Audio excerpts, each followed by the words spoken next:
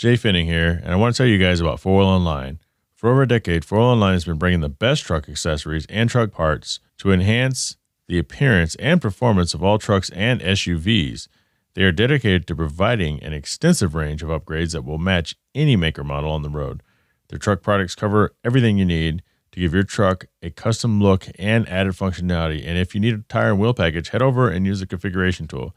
They carry all the major brands of wheels and tires, so go get outfitters today. So visit them online at 4Wheel Online or call them at 813-769-2451. Again, that's 4Wheel Online, the number 4, Wheel Online.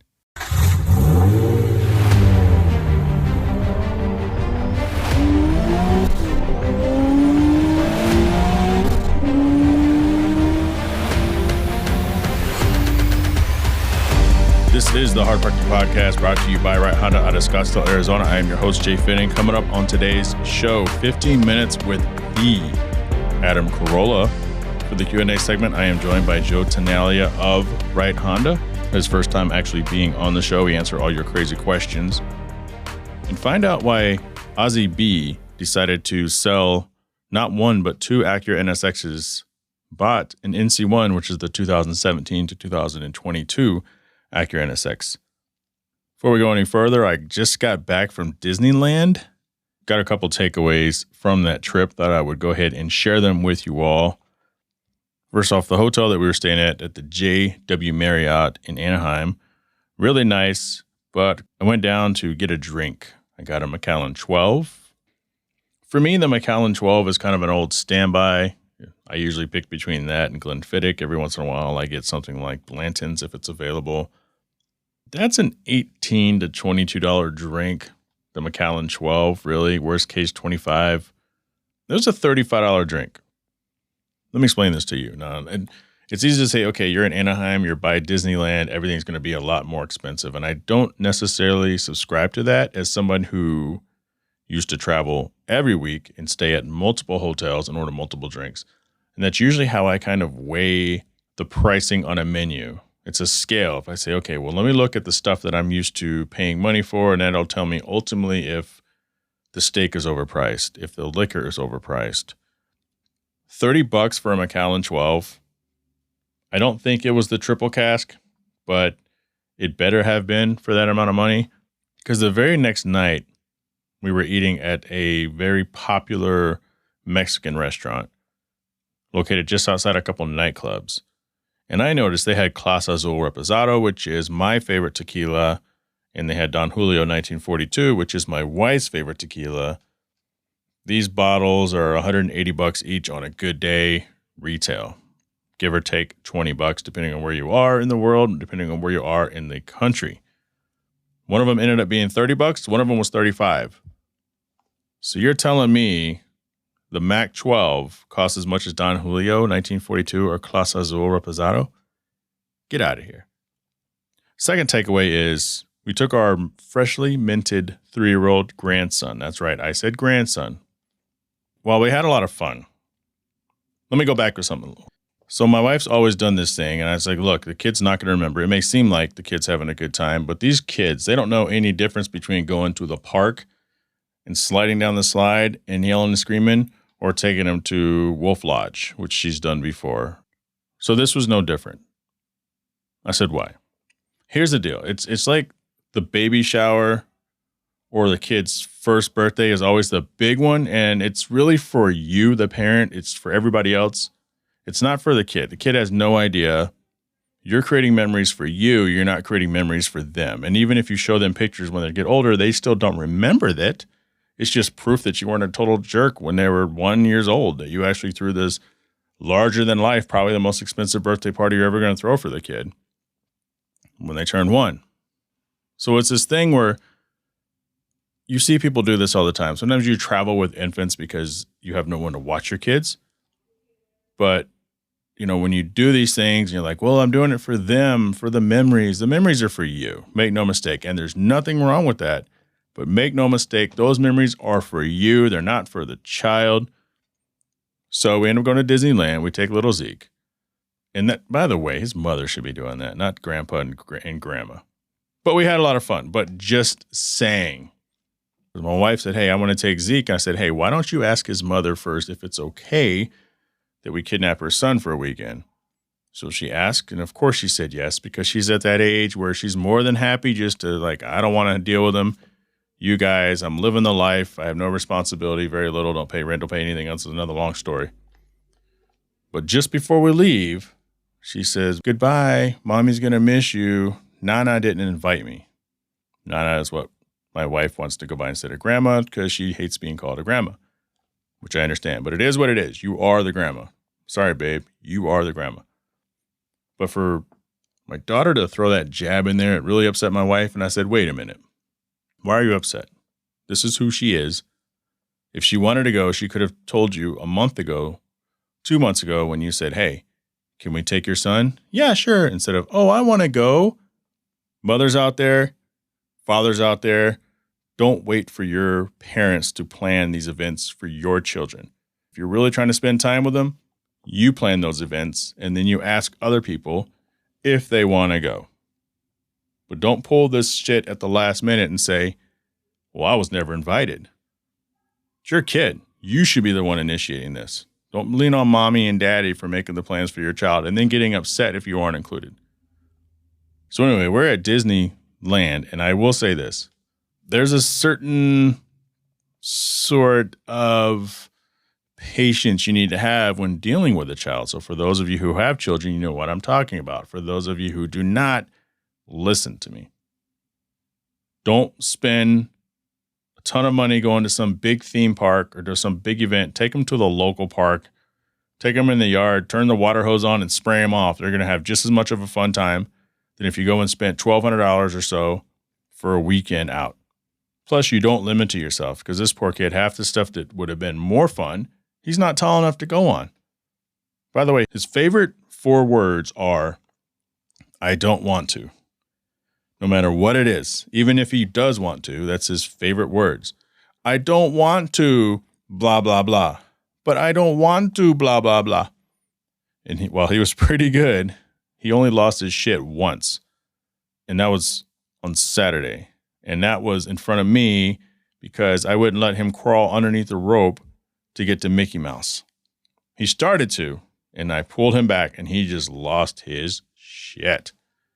So as I kneel down in front of him, he is just screaming. He found this high pitch recently that's his go-to. And he's staring at me and screaming, and his eyes are getting they're welling up. And I'm like, why are you screaming? Why are you screaming? You can't go over there to see Mickey. And at that point, you can't rationalize, which everybody listening to this with small children know. There's no rationalization with a toddler. Nothing makes sense. It will never make sense. Half the shit you're saying to them, they're hearing for the first time. They have no idea. There's no context. But it takes a certain amount of patience. And it's one of those things where I'm looking at him like, you know what? You're my grandson. You're not my immediate child. There's only so much I'm willing to put up with someone who's not my immediate kid.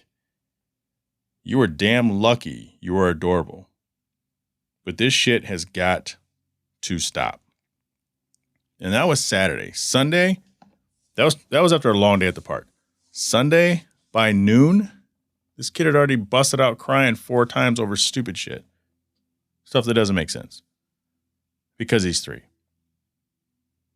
Fortunately, Sunday, we were on the side of the park that has all the booze. So we bought 2 very strong drinks and just drank them while he sat there and complained about whatever it was he was complaining about. But I would say do not find yourself, don't fall for it. Do not go to Disney or anywhere that's financially heavy until the child is 5, 6, 7 or older. Because not only will you not be restricted on any ride, but at least you can rationalize with a kid. And if they're still going to be a pain in the ass or a big brat, at least you know and they know what they're saying. And you can hold it against them later. 3-year-old means nothing to him. The adventure means nothing to him. Those are my opinions. A couple other takeaways. People who record video from 800 yards away at night, why don't you go ahead and kill the smartphone light? That light is on there to record things within a certain distance of you, not the back of someone's head when you're trying to watch fireworks. It's disruptive. Go ahead and swipe to the control center or whatever software interface and go ahead and turn that light off. It's the same thing as being in a restaurant. You want to take a photo of your food. I'm one of those people. I always double check to make sure my flash is off. There's nothing more embarrassing and amateur at a restaurant when your flash goes off and you're the only one sitting at the table. Last point, nobody does fireworks like Disney. A few years ago, we went to Disney World, which, the whole thing I said about the kids earlier, you're going to get to a certain point where it's not cool to hang out with you anymore. Leave those son of a bitches at home. We took our kids to Disney and they were teenagers and they didn't want to do anything that was remotely fun. Last day, they'd rather stay in the room, eat pizza, and watch SpongeBob. So my wife and I, we went to Epcot. We had a great time. Watched the fireworks. Great time. Nobody does fireworks like Disney. Nobody. I will challenge you on that. Nobody does fireworks like Disney. If you disagree, HardParkingPodcast@gmail.com. Coming up, Mr. Adam Carolla. This next guest is very special to me, brought to you by the Cell Shop, an Arizona-based retailer that strives to be your destination of choice for wireless services. Visit them at cellshop.us. Adam. Yeah. First off, thank you so much for taking the time. I know you have only a few minutes. Yeah, I'm flattered. So one of the questions that I do have for your conversations first, because we're going to get to, I think, the Chassis Media and Pluto TV in a second, is, there's this big disconnect. So I've been around you, and one of the things that people walk up and say to you is, "Hey, it's Adam Carolla. Hey, man, I used to watch you on The Man Show, and it's been so long, and there's so many things you've done since then," which obviously include the documentaries and being the podcast king and fighting the patent trolls a few years ago.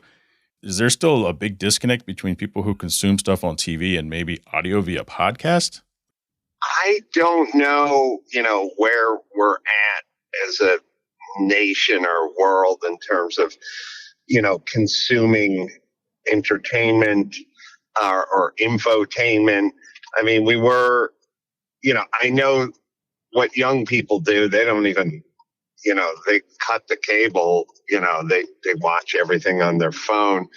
What I've just sort of come to grips with is, there's a lot of people and they know you from a lot of different places, and I've just come to terms with it. Some know you from radio, or know me from radio, know me from Man Show.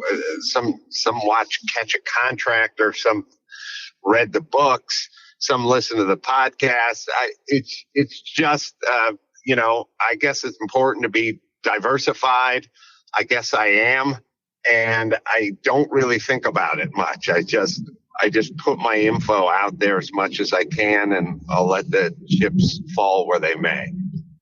Well, I can say with all the different podcasts you have out there, whether it's Reasonable Doubt or Ace on the House, and even, my wife and I got her turned on to you with, Adam and Dr. Drew. And even when Catch a Contractor was on TV, which we both love that show. Yeah, it was a good show.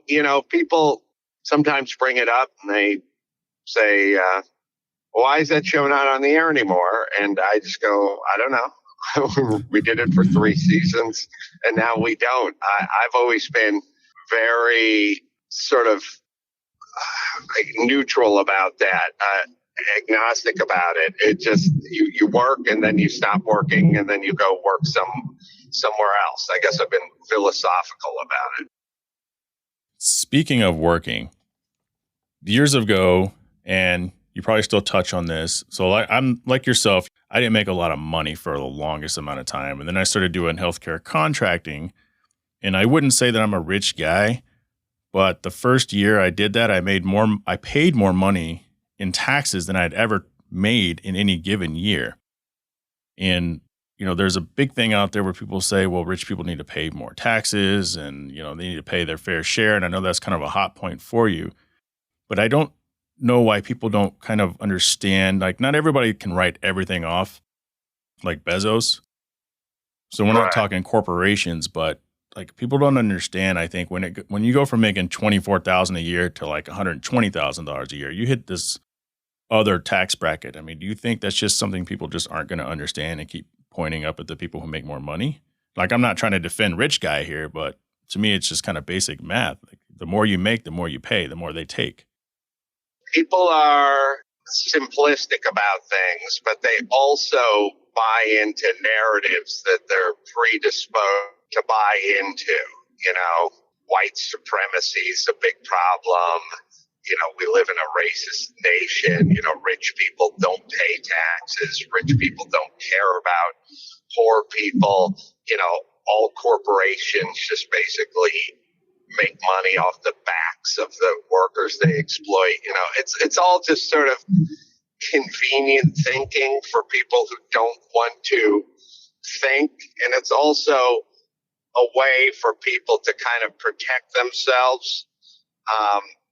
My mom said to me, I don't know, 5 years ago, well, but rich people don't pay taxes. And it's like, well, first off, be intellectually honest. How would the math pencil out? If poor people don't pay taxes and rich people don't pay taxes, then who pays tax? Who's paying the taxes? Now, my mom has never really paid taxes. She's been kind of welfare and food stamps, and Right. other people have. No, wait a minute. Wait a minute, for Adam. shipping. You grew up with white privilege, right? Yeah, that was me. So in a way, she has to assuage her kind of guilt for not contributing, right? So how does one sort of, how does someone square that circle? And the way to do it is just to make these proclamations about rich people.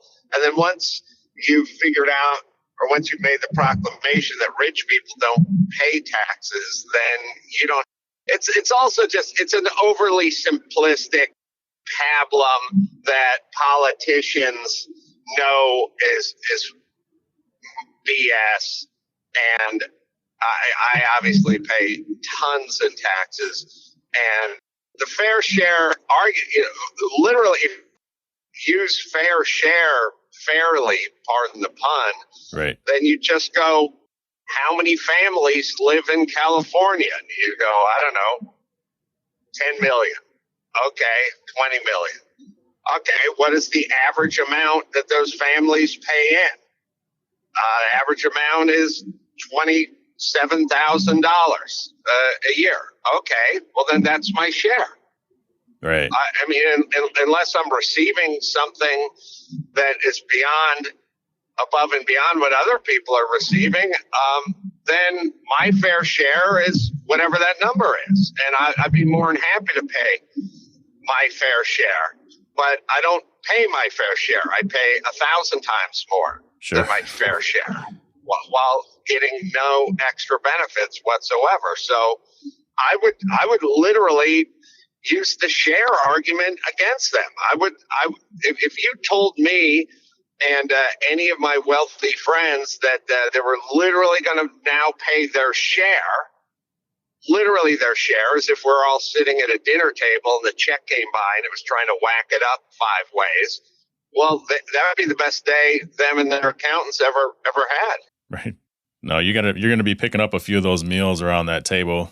It always bugs the crap out of me. I just heard Obama sit down and do an interview where he does this really kind of casual thing where he goes, there's a lot of rich people out there that they're rich and, they're not paying their fair share. And what's wrong with them paying just a couple extra dollars so that, let's say, a mother could have child care?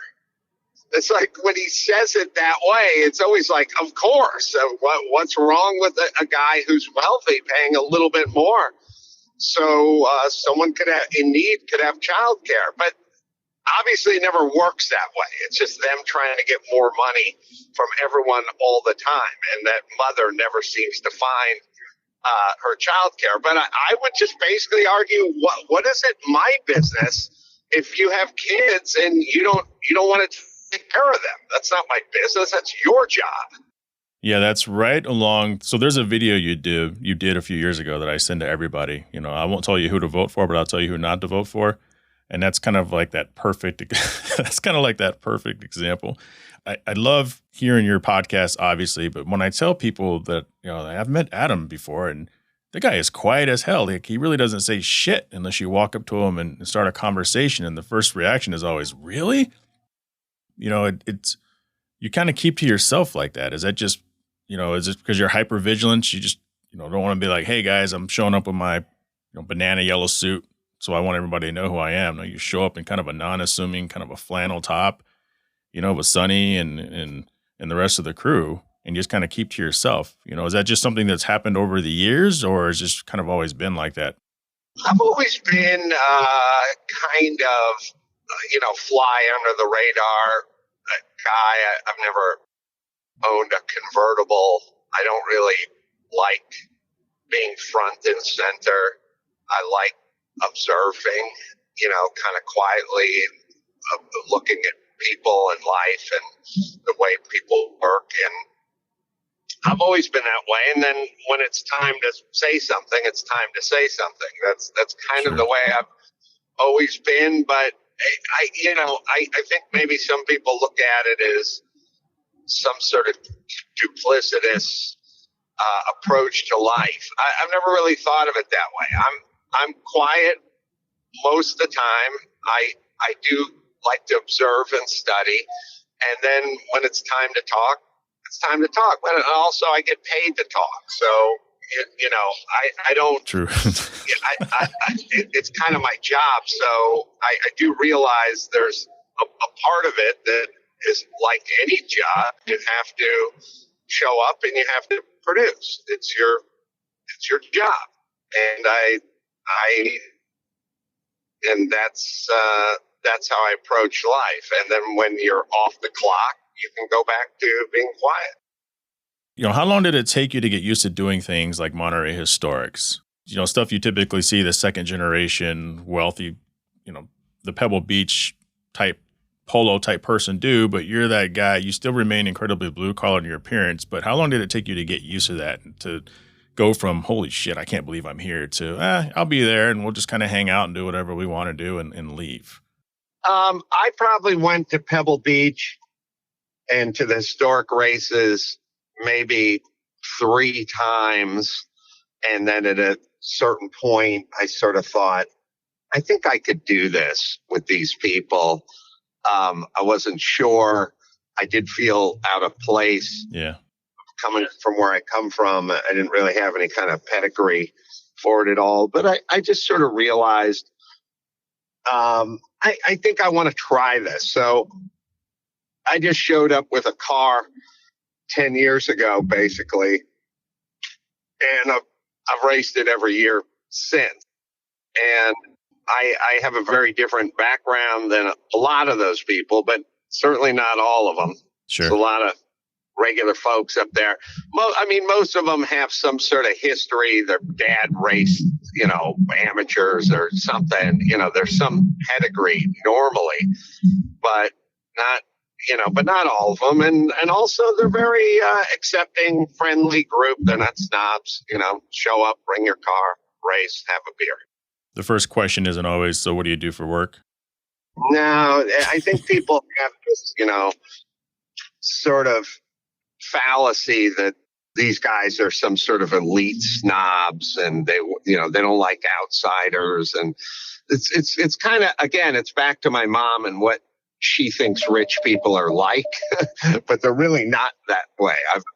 I've found that there's friendly and inviting and right. Gregarious and none of the trappings that we sort of grew up thinking watching rich people depicted in 80s movies, Yeah, I got some friends that could buy my house 20 times over and some of the nicest, coolest people on the planet.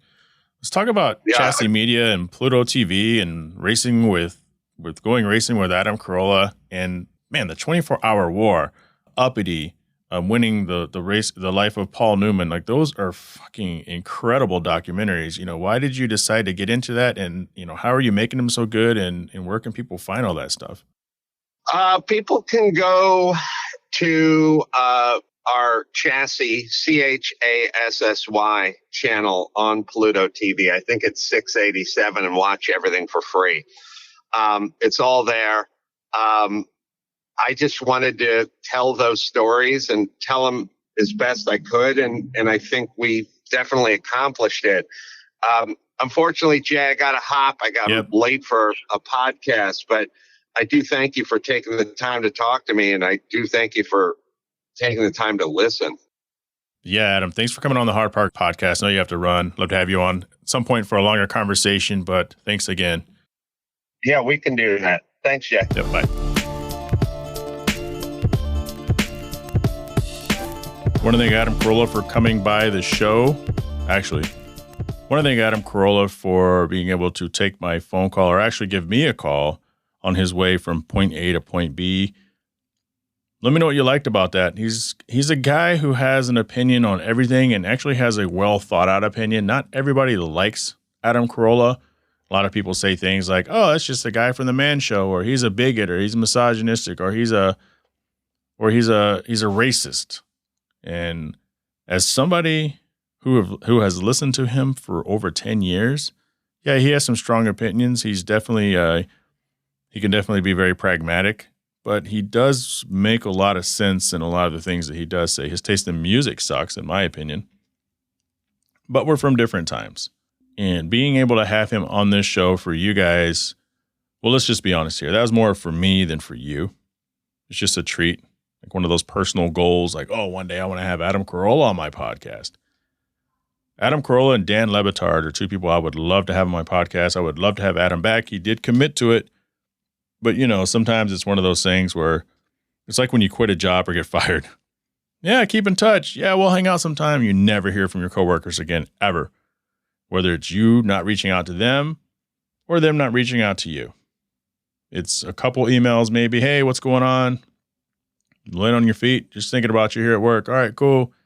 We should hang out sometime. Yeah, totally. Let's go grab a beer. Let's go grab some pho. Let's whatever. Nothing. And so hopefully it's not that. But if it is that, I'll be okay. But I would love to talk to him even longer about other things, because he knows, because he can carry a conversation about anything. And it's weird. It's interesting when I listen to his podcast. So check him out at some point. He's, Ace on the House. My wife and I love listening to that because it's him and Eric Stromer. They're contractors. They take people's calls on home improvement and all sorts of stuff. Knows what he's talking about. The CarCast show, he does with Matt, the moderator, DeAndrea. And Matt's this common person because every other episode, it's either Adam and Matt or Adam and Bill Goldberg, the wrestler, former wrestler. He's a big car guy. It's a little more difficult with Goldberg because his audio sucks. Like, he doesn't understand that part of the business. So it sounds like he's literally calling in every time from a middle of a hollow room. And it's not good pod. So Matt carries that episode. But then when it's Adam and Matt doesn't have to carry it. So Adam does. But it's a really cool dynamic. And it's one of my favorite shows. He's got his regular show. He's got the Adam and Dr. Drew show. He's got Reasonable Doubt with Mark Garagos. So give him a shout. Not that he needs any sort of, shout out, or not that he's dying for listeners. He's in the top like 0.04%. I'm in the top 5%. Think about that, 0.04. That means you are greater than the 1%ers. Usually the Q&A segment is the last segment of the show, but I'm going to go ahead and transition over to Mr. Joe Tanalia for the Q&A segment. And then coming up after that, why did Ozzie B sell 2 iconic Acura NSXs, first generation, for a second generation car? That is coming up in a little bit after the Q&A segment. It's time for the Q&A segment, brought to you by The Credit Mix. Fix your credit, fix your life. Text HP Credit to 737-4CREDIT. That's 737-427-3348. Schedule your first 15-minute free credit consultation today. Again, text HP credit for Hard Parking Credit.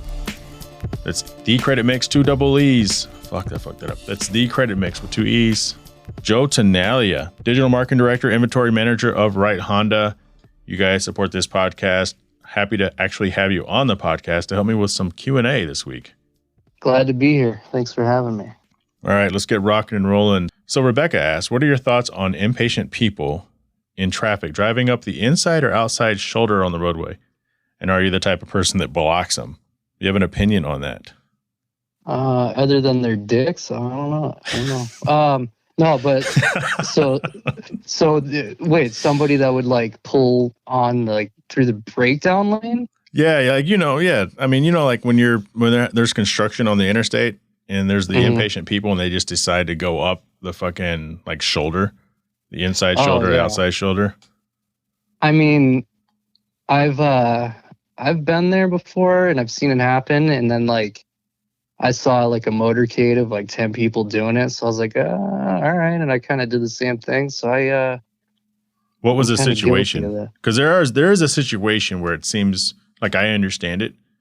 Yeah. But like when you're driving from city A to city B and there's a sign that says lane ends in a mile, lane ends in a half mile, lane ends in a quarter mile.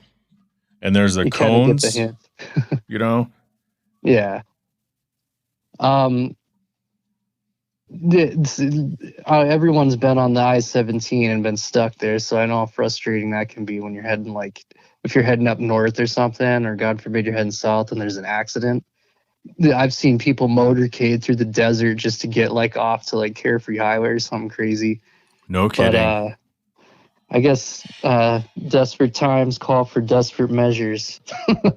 But if it's like you said with the traffic cones, if you have enough warning to prepare for it and you're one of those guys that are in the far left and you got to merge left 2 lanes closed up ahead, and then you're like that guy that's the very last dude, as you're closing in and you're trying to get it, that's a dick move. So I usually don't let them in.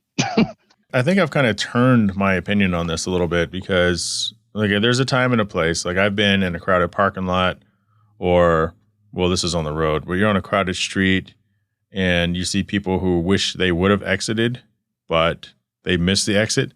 And then you end up seeing like 5 or 6 cars kind of go off. Usually they're pickup trucks or SUVs, and they drive up to the exit and go the other way. I mean, I kind of get it. It doesn't bother me that much. And it really doesn't bother me when people do it, like in your case. But I have to admit, every single time that happens, I think to myself, God, I hope there's a cop up there. I freaking hope there's a cop up there that'll nab their candy ass, but there's never the case. Oh no, that only happens if one of us decide to do that, I think. 100%. No, I know that's a big deal in Arizona too, like when you cross the Gore lane. Oh, that's a very Arizona thing. So people listening to Gore Point, it's when you're getting on the freeway or you're exiting the freeway, it's that triangle that gets smaller and smaller and smaller, and then once it disappears, you're actually able to move over to the lane. And I think the story was like a police officer was in the Gore. They call it the Gore Point. A police officer had someone pulled over a few years ago, and he got killed. And since then, it's become illegal. I believe it was a motorcycle officer, and it's probably some soccer mom just ripped across like 2 lanes to get to the exit and probably didn't see him or something. Took him out. But yeah, it's too bad. I got pulled over for that. I know it's the big deal. Yeah, it's a big deal. I've worked with DPS before, and I asked him about it, and he said that like 9 times out of 10, you're getting like a $300 or above ticket for that. So I got a warning. I was actually coming back from lunch when I first moved here, working at the hospital, and I think maybe the hospital tags kind of got me off, and then also that I just moved here. But it was I think we were exiting, coming off the highway to get to our road, and I cut it, but I didn't cut like at the last minute. Mm-hmm. I just did kind of one of those things where I probably didn't cut across more than like a 6-foot gap of it, but that's when I learned about it for the first time. But so Will asks, how many of the car parts that we see for sale posts because they air quotes sold their car before they got their parts are actually car parts that are stolen by UPS and FedEx drivers? I would say a good amount. It probably depends on where you're seeing them for sale. And then what state you're in. And then, I mean, if you go on Marketplace and the guy has catalytic converters for sale, you probably don't want to buy his car parts. Yeah, I always wondered, like, I don't think that's really a thing, but it actually could be a thing. But in this case, it's, you're waiting on your car parts to be delivered by UPS or FedEx, and FedEx or UPS claims that they lost the parts. You have to put a claim, but it's really the driver stealing the parts and listing them for sale. Like that, I don't know if that's a thing. I don't know. It depends. Like, the guy has to be a super car guy to be able to recognize just by a package or something, That's true. I mean, if it says MagnaFlow exhaust on the outside of the package, chances are, not always, chances are it's got MagnaFlow in there. It is true. Or if it's like AmericanMuscle.com plastered all over the packaging, probably good sign that there's something expensive in there. It's probably not protein powder. So Kenny asks, as the end of 2021 gets closer, is there anything you want to finish or close out by the end of the year? On the same note, what are you looking forward to in 2022? And do you already have noteworthy plans? I should have held on to this till like December. I want our dealership right now to hit, 500 cars in 1 month. Now, we're maintaining number one. With this, what's going on with the pandemic era and the chips, and there's just no cars. That was my moment. I can throw in. Right Honda has plenty of inventory. We actually are a lot more fortunate right now. So I got like 900 and something cars that are on order and in transit. There's no telling when they're going to be here, but I do have the inventory to pull it off. So that's one goal. I want to be right Toyota, by the end of the year, and then I want to move into 2022 kind of with that precedent set, and hopefully life gets back to normal and supply gets back to normal, and we can, hit the ground running in the new year, start killing it. Does that feel like is that kind of seen like a sibling rivalry between you and Wright Toyota? Oh yeah. Every month we're getting closer and closer to Toyota, and like it's kind of, in a way, we have like an unfair advantage almost right now because Honda's cranking out inventory a lot more than Toyota is. So we actually have the opportunity to beat them. So we want to. I don't think it's been as much as a rivalry though up until recently, when the past 2 years we took over management over there and kind of took the model that made Wright Toyota so successful over to Wright Honda. So it takes time, but I think we're well on our way to doing so. So I have a couple things. Number one, you're doing better because your name is on my podcast cover. And oh, for sure. Yeah. Well, that goes to that question. And then number two, what about you personally? What are your goals? As far as personally, I would hope that the housing market gets better and I could buy a house that's not outrageously priced.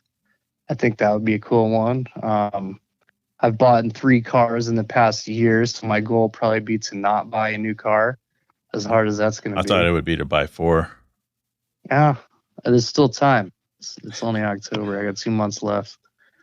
But just have a better lifestyle and be happy, be healthy, spend more time with family, and have good times in 2022 since we were kind of deprived of it in 2020.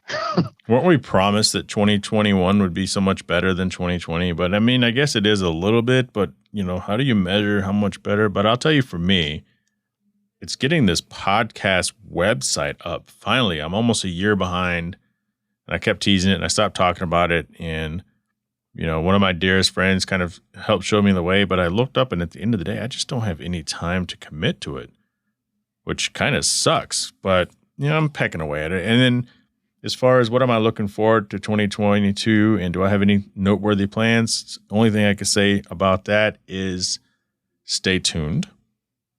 Red asks, what's the best and worst movie of the year so far? So I don't know if you've watched a lot of movies. I watched some on Netflix, which counts. I watched some in the movie theaters, which absolutely counts. I'll go first, and I will say the worst movie I actually watched on an airplane, and it's called Cosmic Sin. So that movie has Frank Grillo in it. It has Bruce Willis. It has a few other names.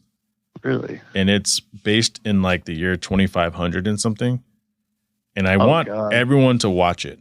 because it is so like you want it to be good, and it has parts of the movie. If they just went that direction, it might be okay. Mhm. But it's as if the writers and directors said, you know what, I have too many egos. You guys just do whatever you want. You just do, each of you just figure out what you want to do with this movie and let me know when you're done. We'll wrap it up, we'll package it, and we'll put it out there. So that is the worst movie I've seen. I think a rule of thumb is if Bruce Willis is in it and it wasn't in theaters, you should probably second think about watching it. It might have been in theaters. I don't know. Add it to your watch list. Save it for later. I don't know. Sci-fi hour and a half, which it felt about an hour too long. And then the best movie, I'm going to say it's Shang-Chi.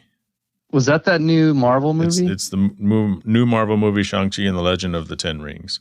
I heard that was actually good. It's really good. It's really Marvel. I don't think it's so great, but it's far from terrible. It's definitely rewatchable, which is pretty good. Do you have anything for the best and worst movies of the year? Yeah. The next, it's kind of crazy because the next 2 weeks there's supposed to be a lot of good movies coming out. So I would hope that 007 will change my mind after I see that this weekend. But I would say the worst movie this year that I saw was Cry Macho, that new Clint Eastwood movie. I don't know. I watched it on HBO Max. It was one of those free, straight to HBO movies. Right. And I love Clint Eastwood. And so I was like, oh, hell yeah, another Gran Torino. And it was just kind of just off. I don't know. It was, I would suggest watching it and build your own opinion, but maybe I need to see it again. But I thought it was, I don't know. I thought it was kind of a miss.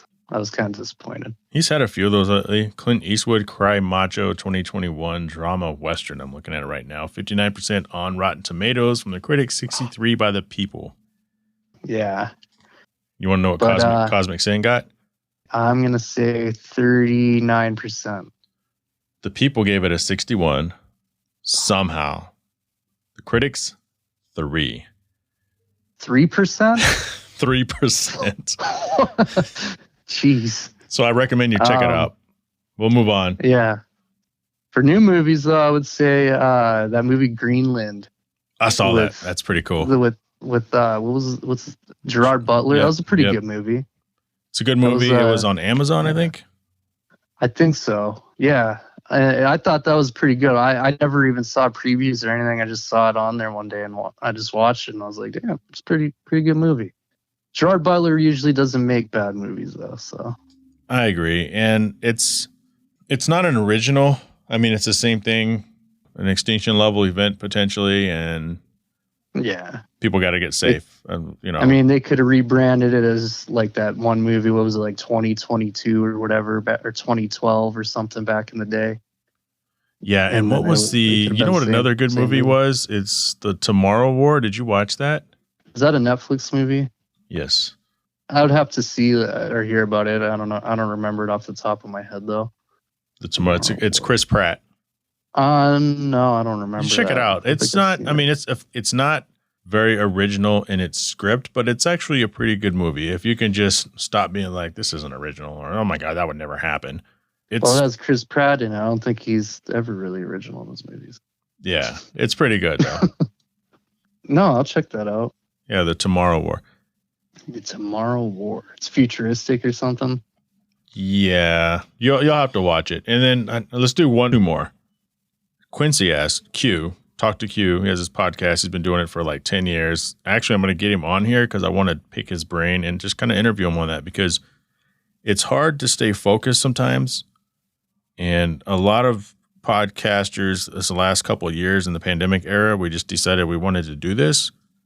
But there's people like him that have been kind of flying on the radar for 10 years.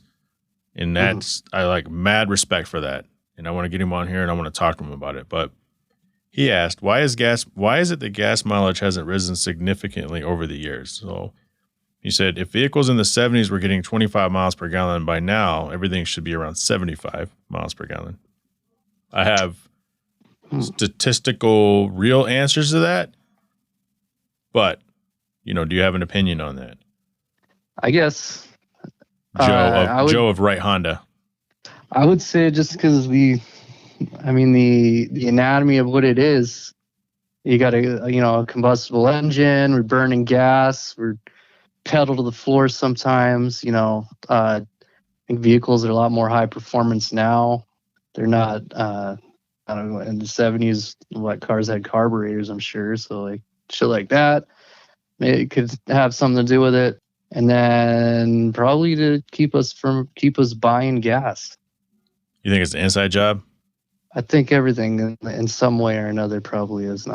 Yeah, I don't know. It's, I mean, if it could be, but I know that, some manufacturers strive to be as efficient as possible in regards, some less than others. But I think it's just the nature of the technology itself. So here's what happened, because he's right. But in the 70s, there was no Corvette, Camaro, Ford, Chevy getting 25 miles per gallon. It was the tiny ass Honda Civics and Accords and the imports. And you had to exchange small fuel efficient vehicles that went 0 to 60 in 12 seconds with better gas mileage. Americans wanted these big, powerful V8s. That's when the V8 just became everything. We put the world on notice. Not the most fuel efficient back then. So you got these big, heavy cars with these huge motors that are getting shit gas mileage. And America said, screw that. We don't want that.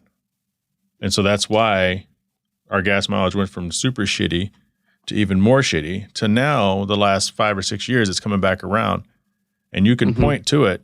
This was an article that came a couple of years ago on why America isn't as fuel efficient. And is it the Clean Air Act? There's some act that the government put into place that forced American automakers to be more fuel efficient. I think it's the EPA, right? It was the EPA Act or something where it's like, look, what was it? It was actually something like by 2020 or by 2018 or whatever, every vehicle of this class has to be doing at least this much fuel efficient and catch up with the rest of the world. And so that's really why we're not as fuel efficient as you would think by doing that simple math from the 70s, is because American automakers didn't want to do it. And that's why so many jobs were lost too with all the bailouts a few years ago. Yeah. And so I guess it's even longer than a few years ago now. So course correction, the American government, the EPA said, hey, cut that shit out, get to where the rest of the world is. And that's really kind of factually why we're not doing as good as you would think we would be doing. And it's the same thing with the airplane industry in a sense, to where, talk about an inside job, airplanes haven't really become that much more efficient than they were 30 years ago. But I guarantee you, if you design the next airplane that's going to run on water, you don't have to worry about the rest of this shit. You will be murdered. Oh, yeah. Someone will kill your ass because you're disrupting a multi-billion-dollar industry that everybody has a piece of the pie in. I think that's why it hasn't happened probably. You'll say that you committed suicide by shooting yourself in the head twice. I don't know. But, right. Or maybe that's on a different, that's if you're into politics maybe. But I totally agree with that, because there's just so many hands and generations of wealth and bureaucracy and all these things, all these moving parts. And we hear all these, great ideas and everything. And it sounds great, and ideally it would be, but there's too many cooks in the kitchen at the end of the day. I think that would be kind of a deterrent, As soon as you stop taking food off of somebody else's table, your life is in danger. That's true. And that is the Q&A segment. I want to thank Joe Tonelli of Right Honda for joining the Q&A segment. If you'd like to be a Q&A segment guest, reach out to me, let me know. HardParkingPodcast@gmail.com. If you know me personally, shoot me a text or post on the Hard Parking Violations Facebook page. I'll be more than happy to bring you up here with me, and we'll have a little bit of fun. So moving right along, I got 99 problems, but Ozzy B isn't one of them. Ozzy B problems. Welcome to the Hard Parking Podcast. I pulled you up here because, you have you had a first gen NSX, you sold it. Everyone's like, okay, what's next? You got a second gen NSX. It looks like you're enjoying the hell out of it. Thanks for being here.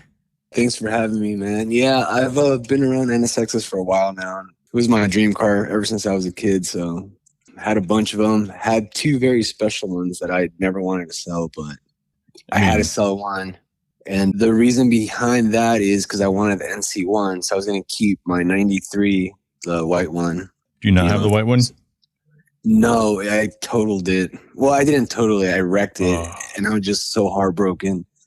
I didn't want to fix it. Like, I wanted everything original on it. And so I was like, all right, you know what? I'll just cut my losses and just get a new one. So, which is what I did. And I love it. That was the best decision of my life. So you sold the red. And I was like, okay, what's next? And you go, that's all right. I got the white one. And then, so you wrecked the white one after you sold the red one? Yeah. So the red one, I was never planning on selling, but at that point, there was nothing I could do to the car that would make it better. Like, I built it like literally the way that I imagined it. So it was perfect. You know, I was due for a timing belt. The seal started leaking again. I didn't want to go through the hassle of like refreshing the motor again. And I was like, man, I'm kind of like done with it. But I was like, maybe if I focus on the white one, because I never drove these cars at this point. They would just sit in the parking lot. I was like, all right, let me get rid of the red one. I'll restore the white one to like museum. I'm talking about everything original, like restore everything. Right. And I'll have that one. Once I'm done with that one, I'll bubble wrap it and put it in the garage. I'll never drive it, just on holidays. And then I'll just shop around for NC1. So I take the white one to work on a Thursday. I call my body shop. I was like, look, we got to respray this whole thing. I know I have 3 things, not a big deal, but I want fresh paint on it. I'm going to, replace every seal, everything. Like, I want it brand new. They're like, cool, drop it off Saturday. So I take the car on Thursday. I de-trim the whole thing, drive it back home.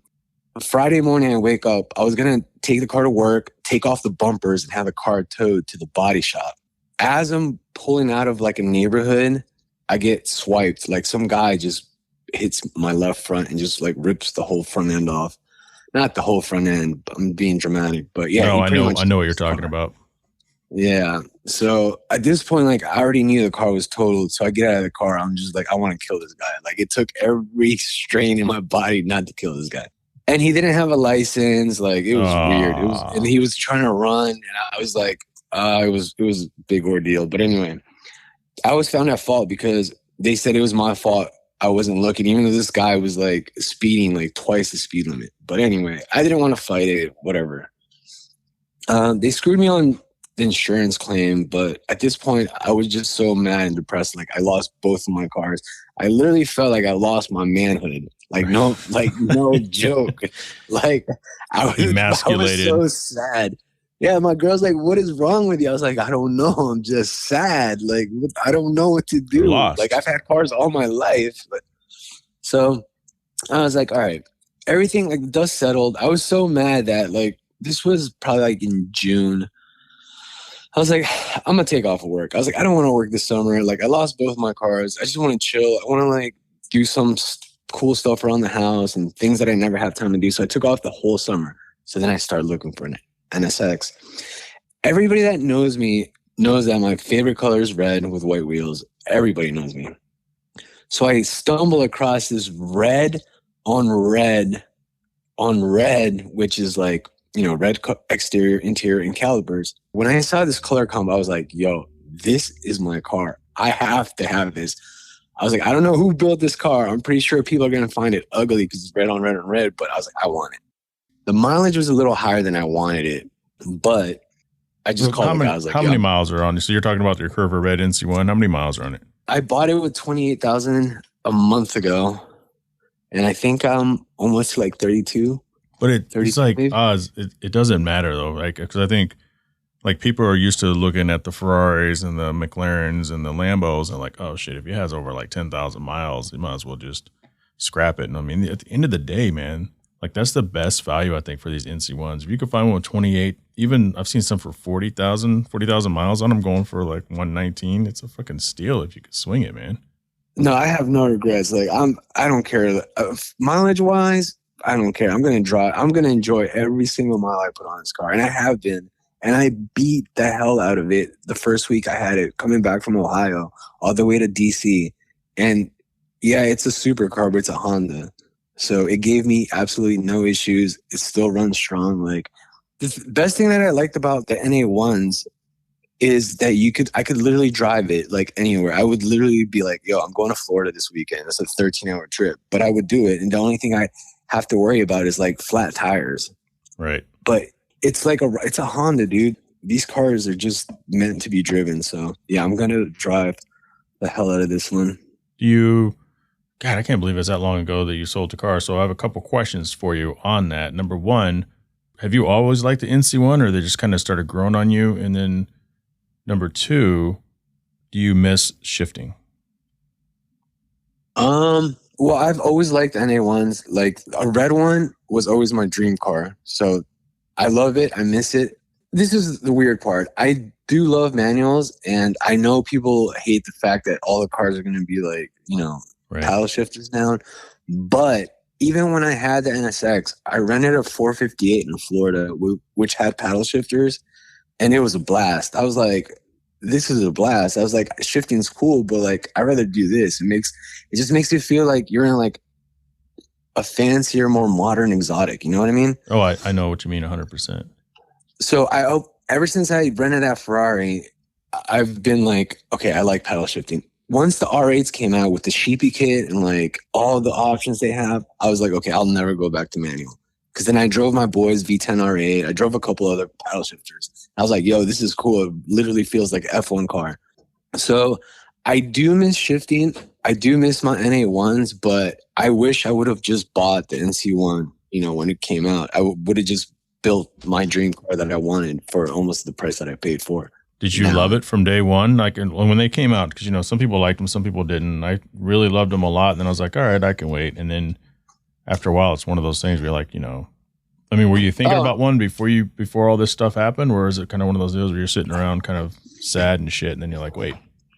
No. I've always waited for them to come out. So I've always knew I was going to have one. And like, I just uploaded a picture when you remember when they went around the States showing the new cars? So yeah, I had the two, right? They're doing the tour. Yeah, I had the opportunity to go to a Acura dealer down the street from my house, and we backed in my car to the showroom, and I took a picture of the red that I have, and I was like, "This is the red I want. I want every single carbon option possible." Okay. So, but yeah, it worked out for me at the end. It's weird how things work out, but if I would have built one, it would have been red on red with the red calipers, the carbon ceramics, which it has and everything, but that was just like meant to be. So I was like, yo, I'm picking this up. I didn't like negotiate or anything. I was like, I just want the car. Well, that's dope though. At the end of the day, and I'm right there with you. And it's hard for people because the first gen NSXs they're the holy grail to a lot of people who don't have them. And to some people who have them, like, I'm never selling this car. Mine is a dream car. I've wanted it for so long. I've had it for so long, but it's like, I want to experience other things. And so many of us, we try so hard to modify our early cars. We put the CarPlay in it, like I did. You want updated this, updated that, and it looks like a modern supercar, but it doesn't look like a 91 doesn't look like a modern supercar. It looks like a 91 exotic car. Yeah, we put the bigger wheels, the bigger tires, suspension, and sometimes it's just moving to something new. No, I get what you're saying. If it was up to me, I would have both. Obviously, that was a plan, but it didn't work out like that. But if I could have my white one, all original, and I could play with this one, that would be ideal. 100%. If I was going to take a car out, it would definitely be the NC1 all day. Just faster, modern. Now, does it have anything done? Like any science of speed or fab speed downpipes or anything? Or is it just pretty much stock? No, it's bone stock, but I already have all the things on order. Well, I'm about to place the order probably in the next couple of days, but it's getting full exhaust from Science of Speed. Nice. With no valve, downpipes, the JB4 box. I got springs and then the Science of Speed. Their lowering kit. I just got a bunch of stuff, like the necessary stuff. I'm good. Happy for you making that move. Of course, at the end of the day, I say the same thing. It'd be nice to have one of each. Yeah. Just to kind of switch it up. Cars and coffee every once in a while, bring out the old one. And when you just want to chill and do normal shit, just, take out the new one. The progress is beautiful, I guess. Yeah, the white one would be like, it's like definitely date night on, or a Sunday to the winery type of thing, Yeah. The NC one's for your boys. That's like Friday night, Saturday night. You're running around. I don't know, man. I'd almost say it's the exact opposite. Really? My wife hates getting in out of my NSX, and she'll love the convenience of the NC one. Yeah, my girl did not like the red one because it had no cats, and she said it stunk because of the no cats. She said she liked the white one. It's more comfortable, and I had Recaro pole positions. In the red one. Yeah. So she was like, she didn't like riding in it. Well, I thank you for sharing that story about the car. There's a lot of NSX owners that are kind of making that transition, and some of them are fortunate enough to have both cars. Yeah, man, for sure.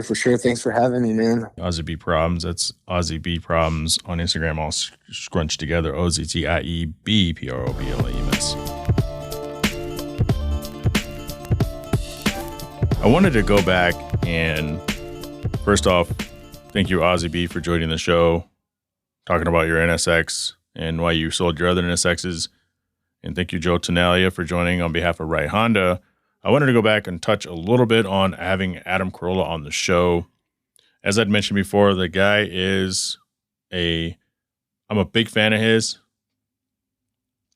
A lot of I've as someone who has listened to his show, I've taken a few things from him without even realizing it. And Wes Tankersley, friend of this show that you guys have heard on here before that I do One Drink Wednesdays with, has kind of pointed that out as I got him hooked on Adam Carolla. But there's things that I say that I've subconsciously stolen from Adam, and things like when I start off a point and I say a couple things, stole that from Adam.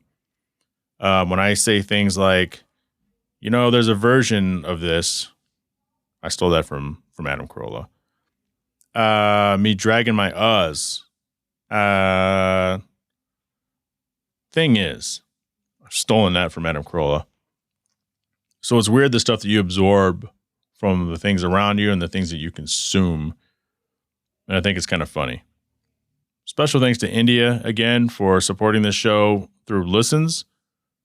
I need you guys, everybody listening needs to tell everybody how good this show is.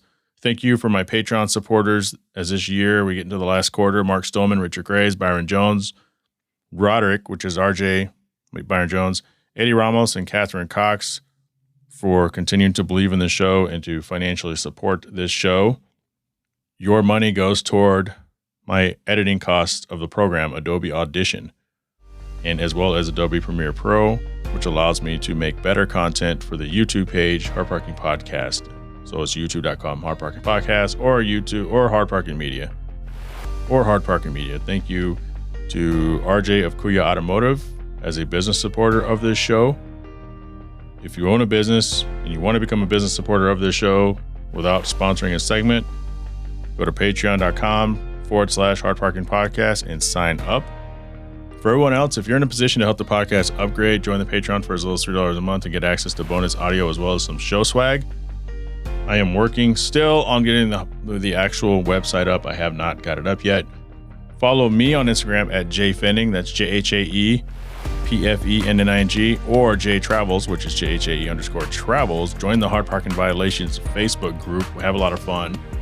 We have regular contributors that post silly automotive. We have regular contributors that post silly automotive content, some historical content, a lot of fun. Head over to facebook.com, Hard Parking Media, and like the page, the Facebook page. Maybe it's Hard Parking Park. I don't even know anymore. All I know is I can't grow without you telling the world how great the show is. Let's do this. Let's grow this thing together. And I'll talk to you all next week.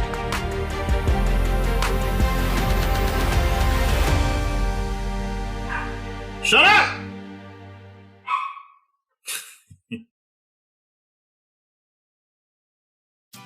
Are you tired of blowing out your back at the bathtub while washing your dog, or subjecting your canine to a water torture bath while leashed up to a post outside? Now there's a far more effective way to wash your pet while saving your back and keeping your dog happy. It's called Booster Bath, a portable bathtub on legs.